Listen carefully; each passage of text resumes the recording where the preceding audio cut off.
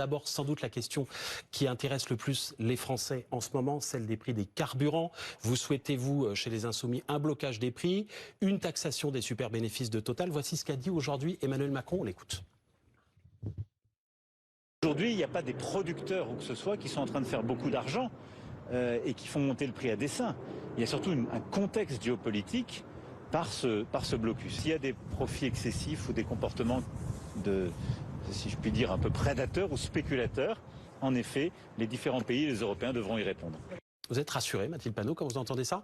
Alors absolument pas, puisque cela fait maintenant des semaines que nous demandons un blocage des prix des carburants, parce que je rappelle que des millions de Français n'en peuvent plus dans ce pays, n'arrivent plus à se déplacer, ont des problèmes pour emmener leurs enfants à l'école, pour aller travailler, y compris des gens qui se rendent compte que aller travailler ne vaut plus le coup. Des personnes qui, par exemple, renoncent à aller voir leur famille, par exemple, de longs week-ends comme on a actuellement en mai. Et donc, ce qu'il faut faire, c'est bloquer les prix. Est-ce que vous pouvez nous expliquer, pardon, comment fonctionne le blocage des prix? Oui, bien sûr, on fait un blocage des prix et des marges où on décide que, par exemple, nous aurons le carburant à 1,70 €, c'est-à-dire au prix qu'il était avant-guerre, qui permet que ceux qui payent, ce ne soient ni les Français et les Françaises, ni l'État derrière, avec donc de l'argent public qui est donné directement aux grands actionnaires, mais que ce soit des profiteurs de crise, comme par exemple Total, dont on a appris qu'il avait fait en juste un mois 1 milliard de profits. 3 mois. Non, en un mois. C'est le Financial Times qui a montré ça. Ils ont fait 1 milliard en un mois, 5 milliards en 3 mois, effectivement. Oui. Et c'est donc à eux de payer pour la crise qui étrangle des millions de familles. Je reviens sur le blocage. 1,70 € à la pompe, si vous étiez aux manettes aujourd'hui. Si le pompiste, le carburant qu'on lui livre, il le paye 1,80 € ou 1,85 €, vous l'obligez à le vendre moins cher. Mais en fait, la question n'est pas tellement sur les distributeurs, y compris sur la question des distributeurs indépendants. Cette vidéo va être vraiment très intéressante. Je ne sais pas où commencer. Surtout même lorsque Maltidé exagère énormément les chiffres. Oui, c'est une exagération totale. En accusant Total, elle oublie aussi de dire que l'État français est même actionnaire de l'entreprise. Il y a énormément de questions et il y a énormément de détails à faire. Je ne sais pas où commencer. Commençons par la première explication d'Emmanuel Macron. Lorsque Macron dit que aucun producteur ne se fait énormément d'argent actuellement, vu le contexte géopolitique actuel, surtout au Moyen-Orient, les pétroliers sont bloqués. Et il y a beaucoup d'entreprises qui se fournissaient directement à partir du Moyen-Orient. Et aujourd'hui, ces entreprises-là sont bloquées. Leurs pétroliers sont bloqués au Moyen-Orient là-bas. Donc, il y a un problème total. Ces entreprises dépendaient du Moyen-Orient pour raffiner leur pétrole. Et aujourd'hui, le prix du baril ne fait que grimper. On est maintenant dans les 100 et quelques. Donc, il y a un problème. Emmanuel Macron explique le contexte. Mais Maltidé ne veut pas comprendre. Pour elle, le vrai problème, ce sont les grandes entreprises pétrolières, surtout même Total. Comme Mélenchon aussi l'avait fait. Pour eux, il faut bloquer le prix. Pour elle, ça fait maintenant quelques jours, quelques semaines maintenant, ça fait maintenant 2 semaines, on est dans ça. On dit de bloquer directement les prix du pétrole. Mais le plus choquant dans ça, elle ne dit pas que l'État français est actionnaire de l'entreprise Total. Oui, c'est vrai, l'État français détient une part de Total, environ 1,37%. Certains sites disent que 1,5%. Bref, même si cette part elle n'est pas extrêmement importante, mais 1 est différent de 0. 1 est complètement différent de 0. Ça fait quand même des millions de dollars. Ce n'est pas des milliers, mais des millions de dollars.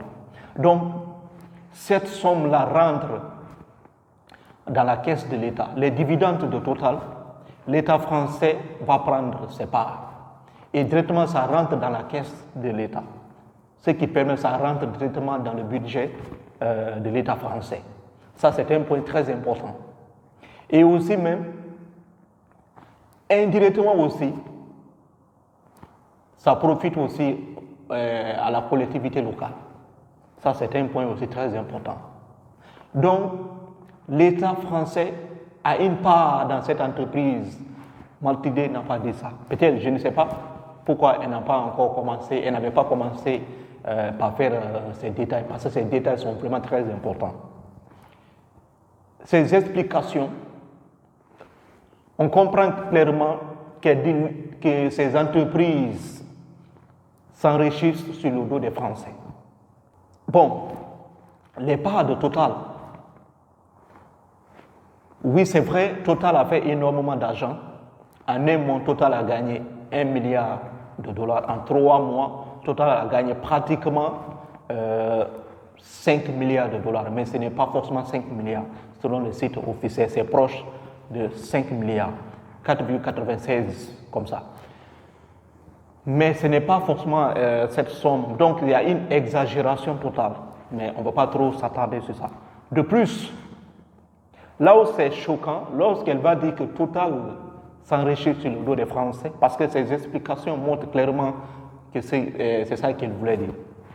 Bref, Total d'abord n'est pas seulement en France. Total, elle est présente dans plusieurs pays à travers le monde. Il y a Total au Brésil, il y a Total au Qatar, il y a Total en Angola, etc. Il y a dans beaucoup de pays. Donc Total ne fait pas seulement du profit en France. On met tout sur le dos de Total, alors que Total a diversifié beaucoup ses sources de revenus et aussi n'est plus beaucoup présente en France. Mathilde ne veut pas comprendre ça. Mais là où maintenant le vrai problème va arriver, lorsqu'on lui demande le blocage des prix, comment ça va se faire? Comment ça se fait? Pour elle, ça fait maintenant quelques jours, eux parlent de bloquer directement les prix. On va bloquer les prix. Elle a pris par exemple un exemple. Quand on dit par exemple à 1,70 € le litre. Mais il y a un problème. Quand on bloque le prix et que le prix du pétrole brut augmente à l'international, le baril augmente à l'international, vu ce qui se passe. Qu'est-ce qui va se passer en France? Il y aura pénurie directement parce que les entreprises qui envoient ce pétrole brut en France, si ces entreprises-là achètent chèrement le prix du baril de pétrole à 150 $, à 200 $, pensez-vous que ces entreprises vont essayer de vendre le litre du pétrole à 1,70 €? Les gens là vont perdre. Ça veut dire quoi? Ça veut dire que les stations-service seront vides. Ça, c'est un point très important. Tu achètes, tu dépenses énormément d'argent pour acheter le pétrole. Tu ramènes ça en France, mais on te dit de vendre le litre à 1,70 €. Je ne sais pas si ces entreprises pourront accepter ça. Il y a un problème. Ces entreprises, soit elles vont quitter la France, elles vont réduire leur approvisionnement en France et se diriger vers un autre pays. Et qu'est-ce qui veut dire? Ça veut dire que ces entreprises ne seront plus en France et les stations-service seront vides. Il y aura pénurie totale. Il y aura des queues dans les stations-service. Je ne sais pas si vraiment elle a compris ça, parce que ça peut créer un problème. Vous allez comprendre devant que ces détails-là sont vraiment essentiels. Lorsqu'elle va commencer à bien détailler, vous allez comprendre qu'elle va encore s'enfoncer de plus. On va d'abord se limiter là et continuons sur la deuxième partie de la vidéo. La question, c'est sur ceux qui produisent, ceux qui raffinent, et donc c'est sur eux, et notamment c'est pour cela que je parlais de Total. Donc c'est Total que vous obligez à baisser ses prix pour vendre à 60. Bien sûr, vous savez que Total, en 10 ans, a distribué 100 milliards à ses actionnaires. 100 milliards. Donc je crois qu'ils ont largement les moyens de payer. Et si Total dit non, eh bien nous avons, la possibilité d'abord pour les préfets de réquisitionner et voir si Total ne veut vraiment pas de nationaliser sur la question des circuits de production et notamment de distribution de raffineries. Total. Oui, bien Ça sûr. coûte combien? Vous savez, alors on a regardé sur uniquement raffinerie, réseau de distribution, c'est entre 8 et 10 milliards et je vous assure que ça serait Vous rentabilisé. nationalisez juste un petit bout de Total, en fait. Oui, enfin vous savez que Ouais. Total a été public entre 1924 et 1994. Tout à fait. Mais Total, quand on regarde, j'ai regardé les chiffres évidemment, comme vous, Mathilde Panot, aujourd'hui, 1993, la pour que ça soit exact. capitalisation de Total aujourd'hui, c'est pas 8 milliards, c'est 180 milliards. Oui. Donc même si l'État n'en rachetait que 50% pour être majoritaire, il faudrait faire un chèque de 90 milliards d'euros. Non, sauf si vous ne prenez que pour l'instant que les raffineries et les réseaux de distribution. Vous comprenez que ce qu'on est en train de dire. Cette partie de la vidéo est très, très importante. Pourquoi? Maintenant, elle va commencer à poser ses conditions. Si Total refuse, si eux disent qu'on va bloquer les prix et que ça n'arrange pas Total, on va réquisitionner d'abord l'entreprise. Si l'entreprise ne veut pas céder, on va la nationaliser. C'est vraiment difficile à le faire. Ça, il faut bien le comprendre. Nationaliser Total, oui, sur le papier, c'est possible. Pour elle, c'est possible. Parce qu'eux-mêmes, ils ont déjà fait leurs calculs. La valorisation pour eux, c'est entre 8 et 10 milliards de dollars. Mais seulement une partie de Total, surtout même en France. Donc, elle a fait des calculs. Pour eux, c'est entre 8 et 10 milliards de dollars. Mais le journaliste lui a posé une question très pertinente. Bon, elle a esquivé la question, elle n'a pas bien répondu, elle n'a même pas répondu même. Elle a sauté sur cette question. Parce que le journaliste lui dit clairement, nationaliser Total, c'est extrêmement difficile. Parce que c'est toute une chaîne de production. Et Total, elle n'est pas seulement en France. Total, elle est partout dans le monde entier. Dis que tu vas la nationaliser, la valorisation est énorme, 180 milliards de dollars.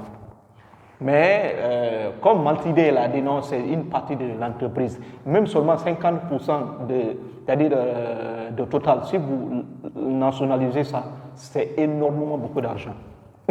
Ça, vous allez être dans les 100, vous allez être dans les 80 milliards de dollars. Mais eux, ils ont déjà fait leur calcul. C'est pour la partie qu'elles veulent nationaliser, 8 à 10 milliards de dollars. Il y a un problème. On va bien détailler ça. Total, c'est toute une chaîne de production. D'abord, même en France, Total a combien de raffineries? C'est la question qu'on doit se poser. Total n'a pas énormément de raffineries en France. Actuellement, il n'y a que 3 raffineries qui fonctionnent.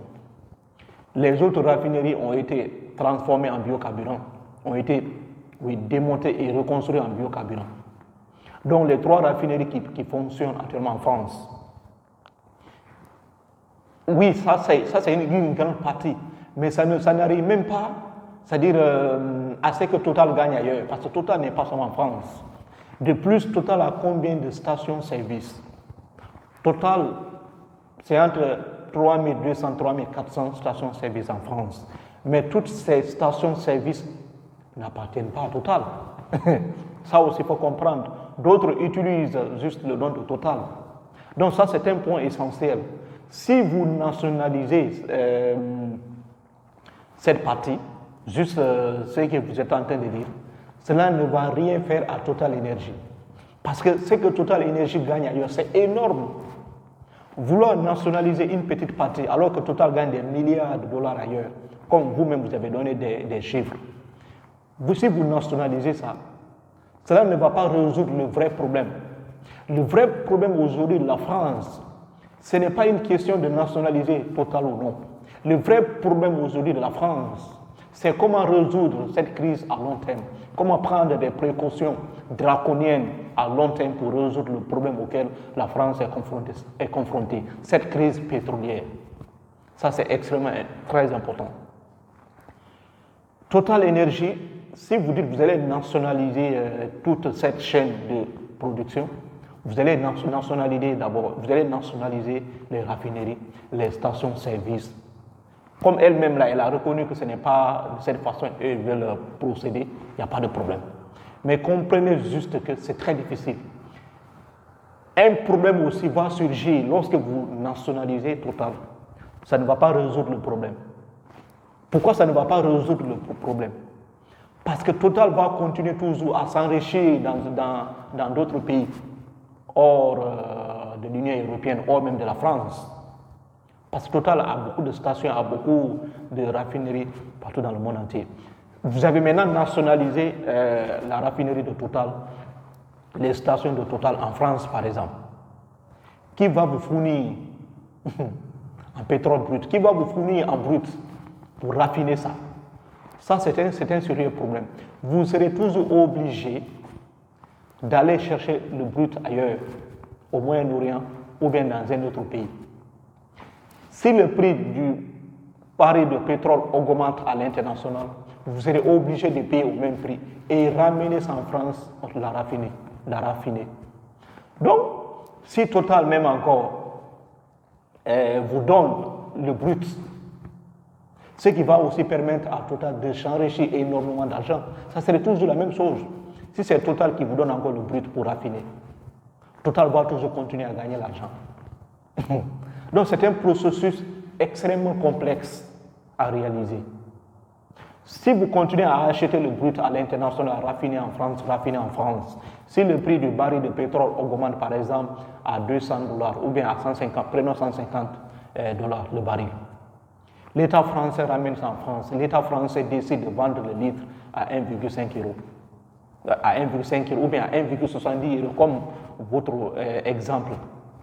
Cela va créer un problème. L'État va perdre. Oui, soit l'État français accepte de perdre,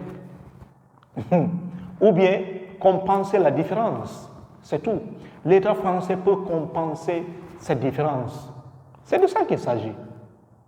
Et pour ça, ça serait l'argent du contribuable français. Il y a un sérieux problème. Nationaliser Total ne va pas résoudre cette crise. Ça, il faut le comprendre. Vous allez nationaliser, mais vous serez toujours à crier parce que cette crise, elle est profonde. Ça ne dépend pas de Total. Ça dépend de ceux qui font des guerres, les États-Unis, la Russie.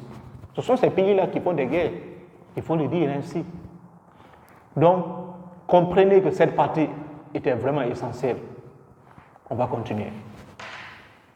C'est le blocage des prix, ça a un effet immédiat. La France l'a déjà fait, je rappelle, lors de la guerre du Golfe. Elle l'a fait, par exemple, sur le gel hydroalcoolique. Donc, la France sait faire le blocage des prix. C'est un article qui permet, par simple décret, de faire ce blocage des prix. Oui. Et je vous assure que Total fait largement assez de bénéfices en France pour faire en sorte de payer à la place du peuple qui n'a rien à voir là-dedans. Parce que je rappelle quand même... Si c'est, entre guillemets, si simple que ça, Mathilde Panot, pourquoi quasiment personne au monde ne le fait ?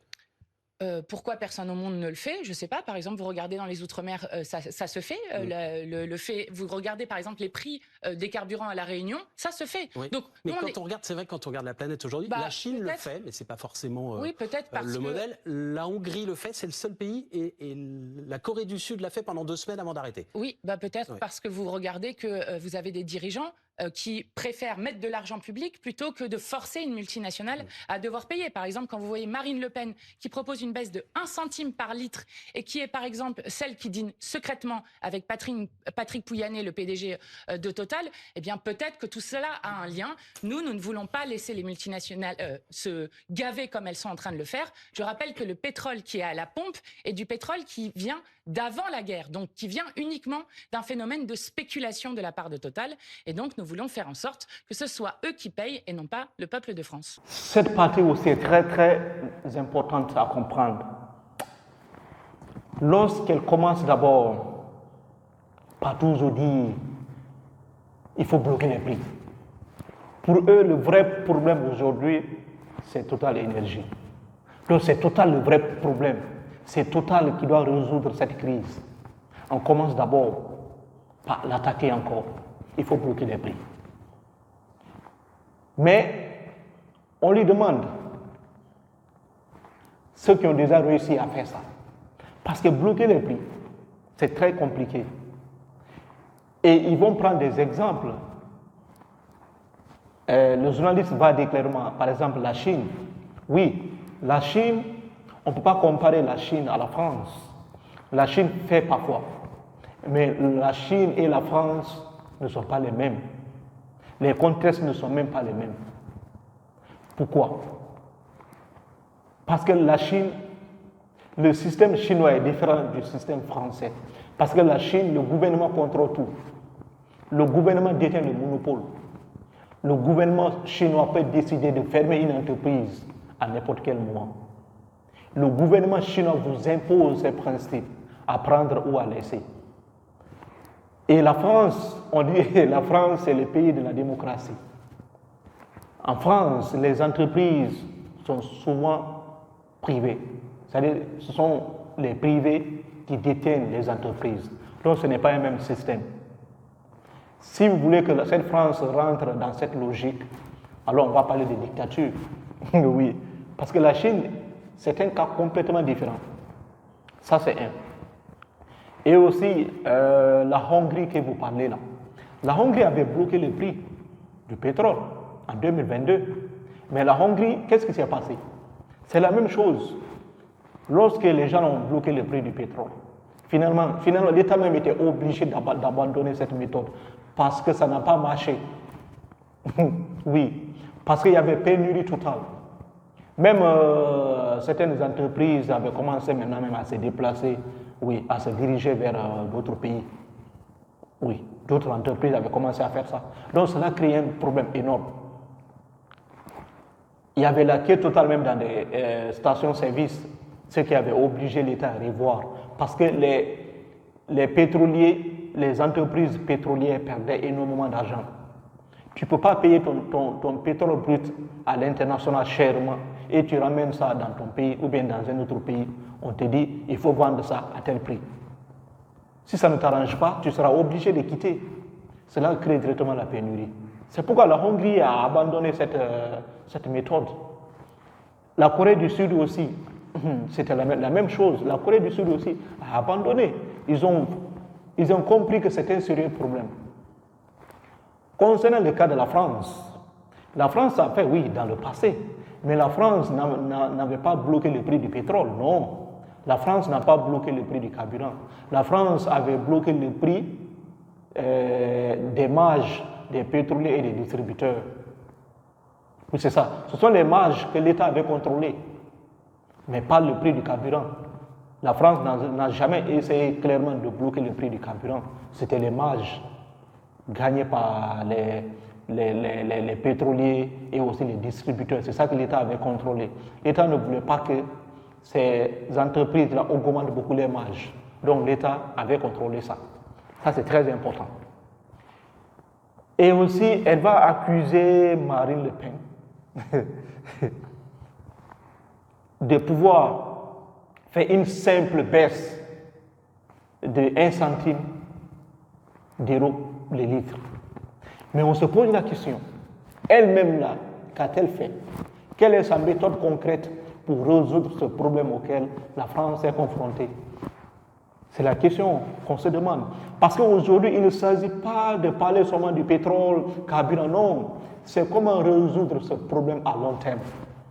Tant que vous n'arrivez pas à résoudre ce problème à long terme, vous serez toujours confronté à ce même problème lors des crises. C'est ça. Ce qui se passe aujourd'hui au Moyen-Orient, ça va encore se répéter peut-être dans un avenir. Maintenant, comment résoudre ce problème à long terme? Elle n'a pas de solution. Donc, elle accuse Marine Le Pen, mais elle-même, elle n'a pas de solution pour résoudre ce problème. Au lieu de parler des vraies solutions concrètes pour résoudre le problème, premièrement d'abord, il y a une série de mesures que la France peut prendre. Encourager une certaine classe à acheter les voitures électriques et aussi créer des moyens de communication et des moyens de transport dans des zones rurales, ce qui va permettre à la population de ne pas trop se déplacer en voiture. Il y a une série de mesures qu'on doit prendre. Développer beaucoup le solaire. Parce qu'aujourd'hui, la Chine a compris que si elle ne fait pas cette transition directement, elle va beaucoup souffrir à long terme. C'est pourquoi aujourd'hui, la Chine investit énormément dans l'énergie solaire. Parce que la Chine ne veut plus dépendre seulement que du pétrole. Ce sont des solutions concrètes qu'il faut prendre. Non pas de dire non, on va bloquer le prix du pétrole, on va dire ceci, si Total refuse, on va la nationaliser. Ça ne va pas résoudre le problème. C'est de ça qu'il s'agit. Il faut voir les réalités. Quand on s'assied devant les chaînes de télé, on dit n'importe quoi. Mais la réalité est là. La France souffre aujourd'hui à cause de cette crise au Moyen-Orient. Donc si vous ne prenez pas des mesures draconiennes, cette situation va encore se reproduire encore et encore. Donc le vrai problème aujourd'hui, c'est comment la résoudre. C'est ça, au lieu de dire bloquer les prix. Si vous bloquez les prix, Total gagne énormément d'argent. La France dépense plus de 50 milliards d'euros par an juste pour importer le pétrole. Si vous changez cette tendance, cela pourrait énormément vous aider. Vous dépensez plus de 50 milliards de dollars par an pour importer le pétrole. Si vous investissez énormément dans le solaire par exemple, ou bien dans l'électrique, ça peut aussi aider à résoudre ce problème. Mais c'est une méthode qui prend du temps. Donc, urgemment pour vous, c'est bloquer les prix. Et si Total refuse la nationaliser, ça ne va pas résoudre le problème. Bref, pour ne pas que la vidéo soit trop longue, parce que cette vidéo elle est extrêmement longue aujourd'hui, abonnez-vous. Si vous vous abonnez, cela me donne le courage de continuer à faire des analyses de cette envergure. J'aimerais juste que vous vous abonnez, parce que les gens regardent mes vidéos. Presque 99% de ceux qui regardent mes vidéos ne sont pas abonnés. Seuls 1% sont abonnés. Donc abonnez-vous. Merci et merci. Prenez soin de vous.